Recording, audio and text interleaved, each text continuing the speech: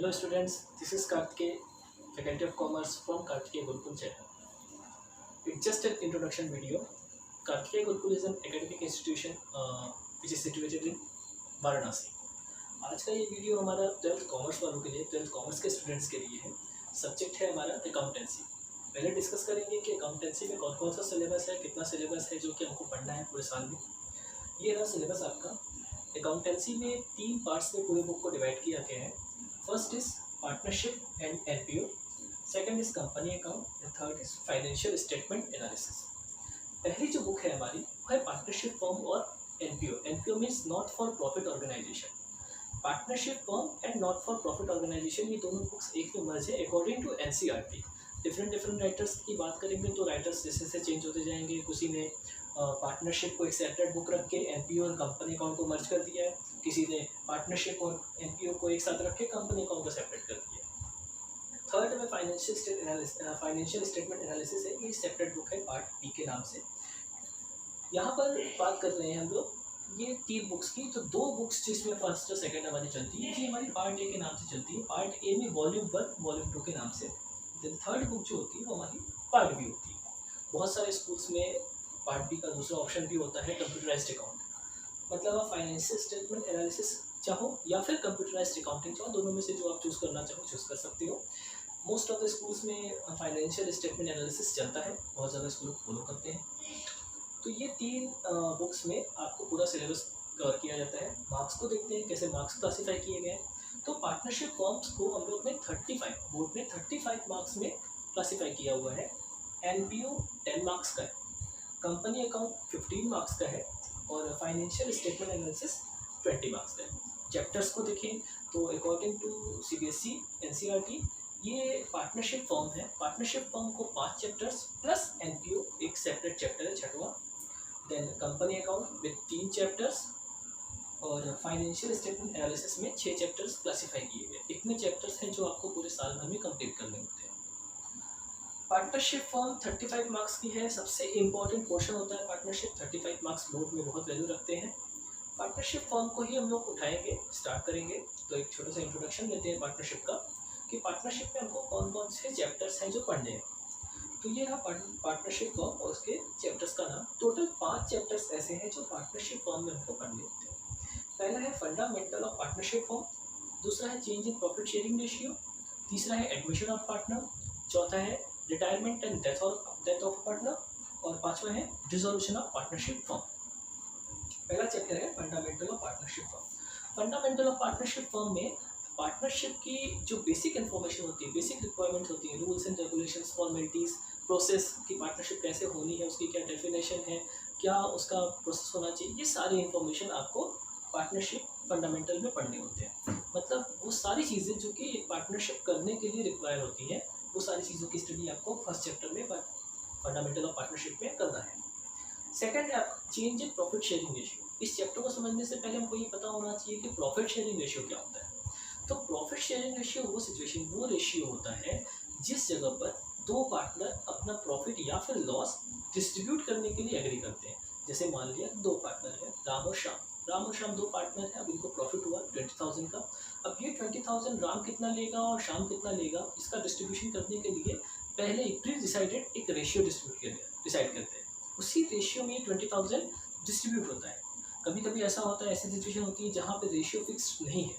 जब ratio fix नहीं होता ऐसी सिचुएशन में राम और श्याम जो है वो अपना शेयर जो है वो आधा आधा डिस्ट्रीब्यूट कर लेंगे. जहाँ पे रेशियो मिसिंग होता है वहाँ पे हम लोग इक्वल रेशियो का यूज़ कर सकते हैं. तो change in profit sharing ratio में प्रॉफिट शेयरिंग रेशियो हमको पता लगा. इसको चेंज करने के लिए क्या क्या प्रोसेस होता है, अगर हम चेंज करते हैं तो किस पार्टनर को प्रॉफिट होगा, किस पार्टनर को लॉस होगा, कौन सेक्रीफाइस करेगा, कौन गेन करेगा, ये सारी स्टडी हमको change in profit sharing ratio में पढ़नी होती है. थर्ड चैप्टर है हमारा admission of partner. Admission of partner की शुरुआत कहाँ होती है, जहाँ पे मान लिया 2 पार्टनर है ए और बी. दोनों ने फर्म स्टार्ट की, पार्टनरशिप शुरू किया, बिजनेस रन करा रहा है, अच्छा रन कर गया, खूब प्रॉफिट हो रहा है, मार्केट में नाम हो गया, गुडविल हो गई, रेपो बन गई. अब थर्ड नंबर का पार्टनर है सी. थर्ड नंबर का एक पर्सन है जिसको लग रहा है कि यार ये फर्म तो बहुत अच्छी है, इस फर्म में हमें काश हम भी इस फर्म के पार्टनर होते हैं. तो वो क्या करेगा, वो ए और बी के पास जाएगा, उससे बात करेगा कि नहीं मुझे भी इस फर्म का पार्टनर बना लो. तो वो प्रोसेस, उसका पार्टनर बनने के लिए जो प्रोसेस होता है उस प्रोसेस को हम लोग एडमिशन ऑफ पार्टनर बोलते हैं। उसके लिए कैपिटल लानी होती है, गुडविल लानी होती है, बहुत सारी फॉर्मेलिटी होती है, पेपर वर्क होता है, वो सारी स्टडी हमको एडमिशन ऑफ पार्टनरशिप पे करनी है, admission of partner. Fourth number आता है रिटायरमेंट और डेथ ऑफ पार्टनर। रिटायरमेंट और डेथ ऑफ पार्टनर में रिटायरमेंट मीन्स कभी कभी ऐसी सिचुएशन होती है कि पार्टनर बहुत एज हो जाती है, नहीं मन करता कि अब कंटिन्यू करें, कभी कभी अपनी इच्छा से हमें पार्टनरशिप छोड़ने का मन करता है। कोई भी सिचुएशन हो सकती है जिसके बेसिस पे हम फर्म से अलग होना चाहते हैं, तो इसको हम लोग वॉलंटरी रिटायरमेंट बोल सकते हैं कि अपनी इच्छा से हमने फर्म अलग हो गई। कभी कभी डिस्प्यूट हो जाता है तो हम अलग हो जाते हैं। कभी कभी सामने वाले दो पार्टनर होते हैं जो नहीं चाहते कि हम उनके साथ काम करें, तो वो ज़बरदस्ती हमसे बोलते हैं कि भाई आप रिटायरमेंट ले लीजिए, अलग हो जाइए। तो जब हम कोई पार्टनर किसी फर्म से अलग हो जाता है, ऐसी सिचुएशन को हम लोग रिटायरमेंट ऑफ पार्टनर बोल सकते हैं, जब एक पार्टनर वहाँ से चला गया। और डेथ तो सब लोग को पता है भाई कि इस पर किसी का कोई हक नहीं है, किसी पे कोई जोर नहीं चल सकता। तो डेथ एक नेचुरल चीज़ है आपकी, जब आप इंसान की डेथ हो जाती है तो वो डेफिनेटली उस फॉर्म से अलग हो जाता है। तो ऐसे केस में हमको क्या करना होता है, तो उसे हम लोग डेथ ऑफ पार्टनरशिप बोलते हैं, डेथ ऑफ पार्टनर बोलते हैं। तो यहाँ पे रिटायरमेंट और डेथ में बस थोड़ा सा डिफरेंट होता है। रिटायरमेंट में अपनी इच्छा से या कोई सिचुएशन, कोई ऐसी कंडीशन आ जाती है जब हमको फॉर्म छोड़नी होती है। और डेथ में तो नेचुरल है, हमारा कभी भी डेथ हो सकती है, तो उसके बाद हमको फॉर्म से अलग होना पड़ता है, डेफिनेटली हम अलग हो ही जाते हैं। तो ये फोर्थ चैप्टर था। नेक्स्ट है fifth chapter, dissolution of partnership form. Dissolution of partnership form में फॉर्म को कैसे डिसॉल्व किया जाए, फॉर्म को कैसे ख़त्म किया जाए, इसकी स्टडी इसमें करनी होती है। कभी कभी ऐसा होता है कि दो पार्टनर्स हैं, मतलब ए और बी है। सपोज़ कि कोई फ्लाईओवर का कॉन्ट्रैक्ट मिल रहा है, हमने ए और बी ने पार्टनरशिप की सिर्फ और सिर्फ उस कॉन्ट्रैक्ट को पाने के लिए। उसको पा लिया, कॉन्ट्रैक्ट शुरू हो गया हमारा, हमने फ्लाईओवर बनाना शुरू कर दिया, फ्लाईओवर ख़त्म हो गया, बन के रेडी हो गया।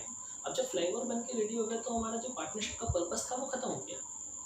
पार्टनरशिप का पर्पस ख़त्म हो गया तो हमने क्या किया, हमारी पार्टनरशिप ऑटोमेटिकली डिसॉल्व हो गई। कभी कभी ये सिचुएशन ऐसी होती है जब हम जानबूझ के फॉर्म बंद कर देते हैं। कभी कभी बहुत ज़्यादा कंटिन्यूसली लॉस होने लगता है तो फॉर्म कोर्ट के थ्रू बंद कर दी जाती है, कोर्ट से नोटिस आ जाता है। तो ये सिचुएशन होती है, कंडीशन होती है। ये हम जब चैप्टर पढ़ेंगे तब हमको उसमें डिस्कस करना है। तो ये बेसिक 5 चैप्टर्स हैं। इन 5 चैप्टर्स में से कोई भी एक ऐसा चैप्टर नहीं है जिससे हम सोचें कि अगर इस चैप्टर को स्विच कर दें या इस चैप्टर को थोड़ा छोड़ते हैं, थोड़ा सा लाइटली ले लें और अगले वाले चैप्टर को थोड़ा ज़्यादा फोकस कर लेंगे तो हमारे मार्क्स स्कोर हो जाएंगे। ऐसा गलती से भी मत सोचिएगा, क्योंकि ये सारे चैप्टर्स आपस में जुड़े हुए हैं। इस चैप्टर में पढ़ी हुई चीज़ इस चैप्टर में काम आती है, इस चैप्टर में पढ़ी हुई चीज़ इस चैप्टर में काम आएगी। तो ये सारे चैप्टर एक दूसरे से इंटर रिलेट करते हुए हैं। 1 मार्क्स से लेकर 8 मार्क्स तक सारे क्वेश्चन इस चैप्टर से बन सकते हैं, बनते हैं। और एक एक छोटे छोटे पॉइंट्स इसमें इंपॉर्टेंट होते हैं। इसमें बहुत सारे न्यूमेरिकल क्वेश्चन भी है, थ्योरेटिकल क्वेश्चन भी है। थ्योरी बेसिस पे थोड़ा सा अगर बेसिक थ्योरी अगर हमारी क्लियर होती है तो हमको न्यूमेरिकल क्वेश्चन सॉल्व करने में बहुत हेल्प मिलती है। तो आज हम लोग थोड़ा सा बस इंट्रोडक्शन लेंगे फर्स्ट चैप्टर का, फंडामेंटल ऑफ पार्टनरशिप फॉर्म। बाकी ये सारे चीज़ हम लोग बाद में डिस्कस करेंगे। तो ये है हमारा chapter number 1, fundamental of partnership form. इसकी मीनिंग क्या होती है? सबसे पहले तो मीनिंग हमको पता होना चाहिए कि पार्टनरशिप है क्या। हमें पता ही नहीं है पार्टनरशिप क्या, और पार्टनरशिप के बारे में पढ़ना शुरू कर दे तो बेवकूफ़ी वाली बात हो जाती है। ठीक है, हमें पार्टनरशिप पढ़ना बहुत ज़रूरी है। पार्टनरशिप की मीनिंग हमको पता होनी चाहिए। तो पार्टनरशिप की मीनिंग की बात करें अगर आप, तो जब 2 या 2 से अधिक पर्सन, कोई मतलब when 2 or more person agree to share profit and loss in business is known as partnership। जब 2 या 2 से अधिक लोग एक साथ इकट्ठे होते हैं और ये बोलते हैं कि हाँ हम प्रॉफिट को डिस्ट्रीब्यूट करने के लिए एग्री है, प्रॉफिट को शेयर करने के लिए एग्री है, प्रॉफिट हो या लॉस हो हम शेयर करने के लिए एग्री हैं, तो हमारे लिए पार्टनरशिप होती है। नेक्स्ट आता है पार्टनरशिप डीड।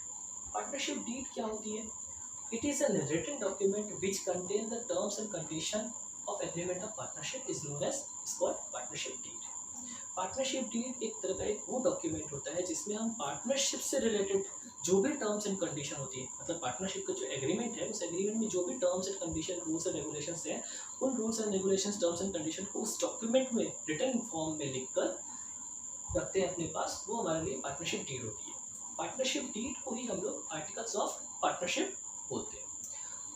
कभी कभी सिचुएशन ऐसी आ जाती है जब हम लोग पार्टनरशिप डीड की जगह पे articles of partnership word use कर दिया जाता है। बहुत सारे बच्चे कंफ्यूज हो जाते हैं कि सर ये तो हम लोगों ने पार्टनरशिप डीड पढ़ा है, आर्टिकल्स ऑफ पार्टनरशिप तो पता ही नहीं हम लोग को क्या होता है। तो इसमें घबराने की बात नहीं है, हम लोग को पता होना चाहिए कि पार्टनरशिप डीड को ही आर्टिकल्स ऑफ पार्टनरशिप, दोनों एक दूसरे के सिनोनिम्स से, एक दूसरे की जगह पे कोई भी वर्ड यूज़ किया जा सकता है। तो पार्टनरशिप डीड में कुछ इंपॉर्टेंट पॉइंट्स हैं, वैसे तो बहुत सारे हैं, आप बुक में पढ़ेंगे, आप डिस्कस करेंगे तो हम लोग बताएंगे उसको।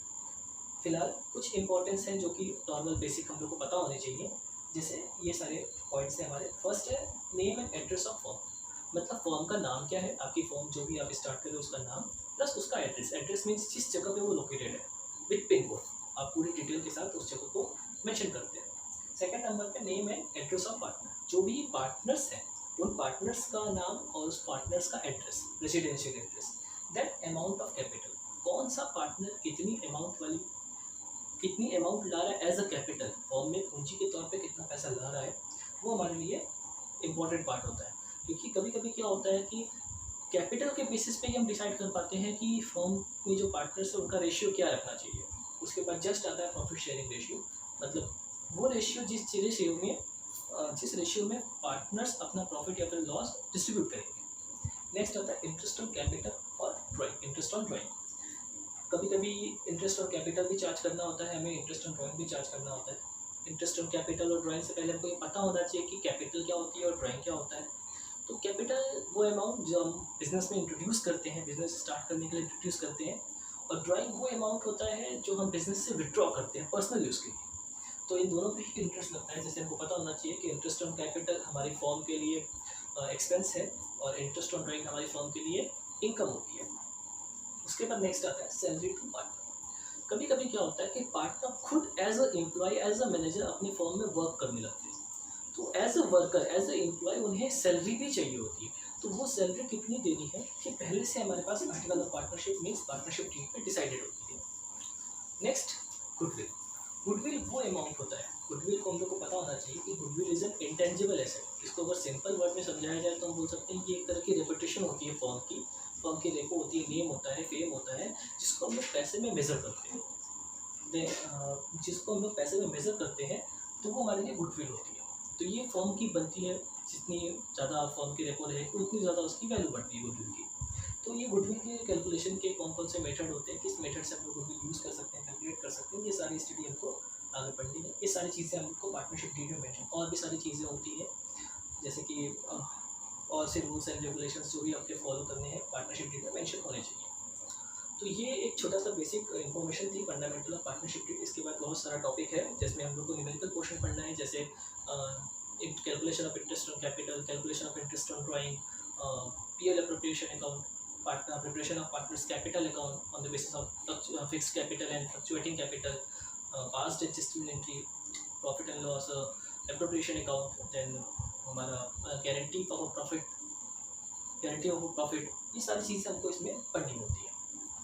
तो ये जस्ट एक छोटा सा इंट्रोडक्शन था हमारा। नेक्स्ट वीडियो में हम लोग calculation of interest on capital और calculation of interest on drawing as a numerical portion में थोड़ा सा डिस्कस करेंगे। आज का ये वीडियो हमारा यही रहता है। नेक्स्ट वीडियो में हम आपको न्यूमेरिकल पोर्शन से रिलेटेड टॉपिक बताएंगे। Thank you.